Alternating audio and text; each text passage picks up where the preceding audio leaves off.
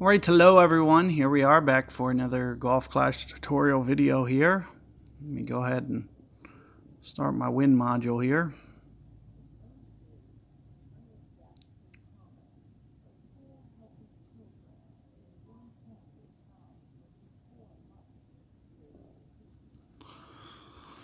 So, pretty much what I like for this one, I like the range a little bit for the Cataclysm, for instance. So, I can still pretty much put Sniper towards the top here. It's very good, but what I'm going to do is pretty much tell you guys that you pretty much need a 10 if you want this to be a high priority shot. Reason being, let me just show you kind of where the line is for a 10 at max power. So you're going to be right down here towards the bottom of this fairway, very, very close to needing to overpower. It's right about that top of that bunker there. So it's very, very hard to get to that fairway. However, it is going to be a very good club for accuracy wise. So my next best would be, Guardian. And for the same similar reason here, we're going to kind of put a higher priority to something with a little bit more distance. And then similarly, with the hammerhead, it's probably still going to favor, a 6 or so. And then we'll put kind of cat last here. And you could get away with an early cat here without too difficulty. So I could even put cat 1 down here. It really doesn't matter which you have. Cat, even at a 7, it's still not going to be really necessary for this hole. More so about bringing Cataclysm as a high priority. It kind of has to do with long par 5, stuff like that, as to a reason that you would want it. In terms of shootouts, you can stick with, even in this tour, I maxed with Sniper 10. So, you really don't need a Cataclysm, even if it's a 7. You don't need it for the shootouts. Okay, so you might take some in regulation that you wouldn't be able to with the Sniper, but you're pretty much, for the most part, going to be putting yourself at a disadvantage on all shootouts. Other than, there's usually a little bit of a gap here. So there's kind of like a red gap when you have Sniper. So when I have cat, for instance, I can kind of put my max club right at this, red X up here. And I'll be able to already start on the fairway. The way that I have to do it with the Sniper is a little bit different. I have to kind of extend into power just to see kind of where it's going to land. But let's talk about this shot, because this is, primarily what, what I'm going to do for this hole is this. And as I mentioned, how this is kind of towards the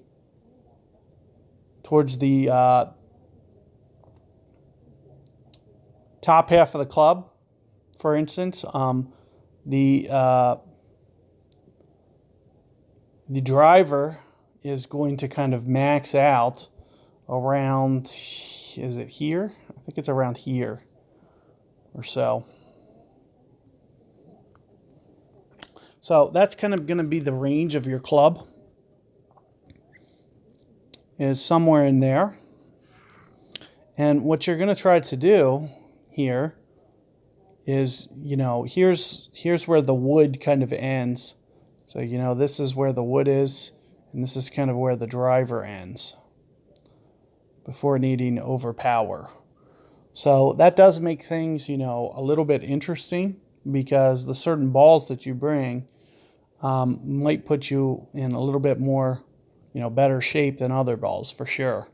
If you come in here with a power 2 ball, and you shorten this line, you're going to be kind of hindering your capability to pull out the wood. You might have to go up to the driver. So let's talk about this a little bit. Side wind. tailwind, headwind. And pretty much the only time that I even go for this wood shot. So let's kind of give this a case, for instance. So we'll do this wood shot. It doesn't matter which one you choose. I'll only do it for side winds and tailwinds. And what I'll try to do is about 2 backspin here. And for my base case, maybe half to 1, somewhere in there. It's very, very close. Right about 1.5 in this situation. It's going to be kind of land specific, depending upon where you bounce here. And, you know, kind of the goal of this shot here, let me grab this pen right here, is to kind of bounce it right here, kind of gently, do that again. So bounce it here and then bounce it here and then just kind of trickle it through, hopefully. Now, it's kind of easier said than done. It doesn't always, you know, behave the way you want it to. So let's take a look at these cases for this. I'll usually play max plus 20% for this side wind, which is very, very close to the tailwind case as well. So let me put in, you know, possibility for plus 25% for the tailwind. So between 20 to 25% extra for the tailwind. Side wind is about max plus 20 for this shot. You'll never do this for a headwind or anything even beyond straight side wind here. So that's pretty much going to kind of complete that case for when you're going to want to do that here. So let's take a look at this second case, because you're absolutely going to need, you know, drivers. And again, I'm going to give kind of preference to Thor 6 or 7, and then a POC 6 or 7 next. And then the next is going to be a POC 5 and extra mile 7 will be down here as kind of lowest priority. Now the biggest problem that you run into this is you'll have to, with the extra mile and apocalypse, you usually have to start landing in this neck. It's a very, very complicated shot, and just kind of bump it along here. So you usually have less than, you know, you have about 1 ring to land it. You have to hit kind of your perfect ball to thread it through here. You might be able to get a great ball in one of the directions, but you definitely can't get it both directions. So very little room to play with to pull off this shot with the extra mile and a POC. So these are going to be very, very complicated, and I would never recommend doing it unless it's the headwind case. So we're only going to do this for the headwind, and we're going to use max, which is 4 in those situations. So we'll call these situations down here this case.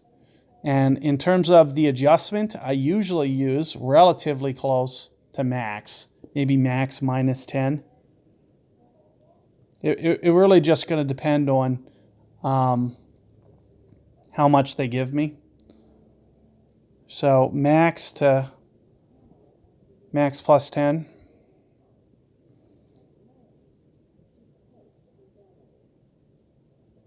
And that should, you know, for the most part, get you right in the ballpark of what you need. Now, there is a, you know, potential that the wind would be very, very small, and you might have to go just a little bit less than max. Maybe even, you know, maybe use a mid number. But it's going to be a very isolated case. The wind's going to have to be very, very small, under 10 miles per hour for you to need to do that. So, and as I mentioned, you're only going to use this for this case. And ideally, you're going to have an apocalypse, or at least. So let's talk about the apocalypse, because it's usually right around here. And for the most part, this is going to be kind of scaled, because there's going to be certain times where, especially in this case, you know, 4.5 could be really good. But it might be as much as 6.5. It really just depends. So if it's closer to 9 miles per hour, I might still use 6 to 6.5. If it gets up to 14 miles per hour, then I'm going to use closer to this, 4.5. So it really depends on the scale. And you're going to have to, pretty much, I can pretty much stick to this, that it's going to be somewhere between, 4.5 to 6.5 in these situations. Maybe for these cases, I'll write 5 and just 4.5 for the straight. If it's more straight on like this, somewhere inside this window of this range, then you'll pretty much want to stick between, it could potentially be as low as 4.5 in certain cases, even landing up here towards this opening. And what's nice about this opening is you usually have a great ball on either side. So it is a little bit more ideal. And even better than, I can even kind of one-up that. And let's pull in this yellow case here. And the Thor hammer, landing up here towards the top. And you do want to keep this as centered as possible. I'm just offsetting it so you can still kind of see the other shots. And if you can land up there towards the fringe just even a little bit more, this shot gets even easier. You can start to crank up the spin just a tiny bit more. And it just makes for just a little bit easier. I can crank these up to, one extra. I can basically do one extra than what I can do here. I can do as much as 7.5 if I need, because I'll be able to go beyond max. So in this last case, I can go up to 7.5 here, up to 7.5 over here. And if I absolutely need it, maybe 7 in this case. But there's going to be very few times where you're actually going to need that much spin anyway. Because typically you're going to be able to stop it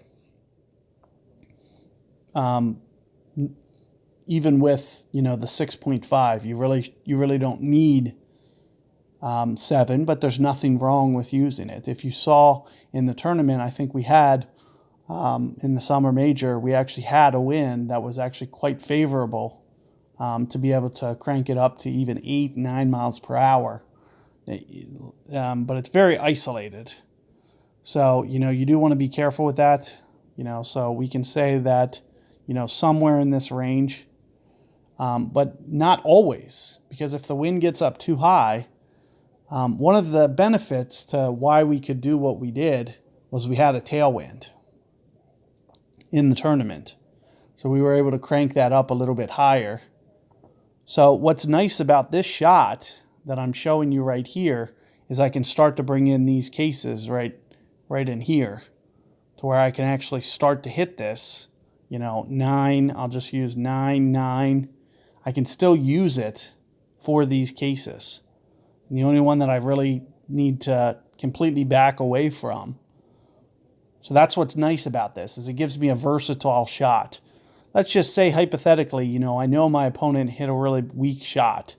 For example, for whatever reason, they hit this shot and it rolled to say right here.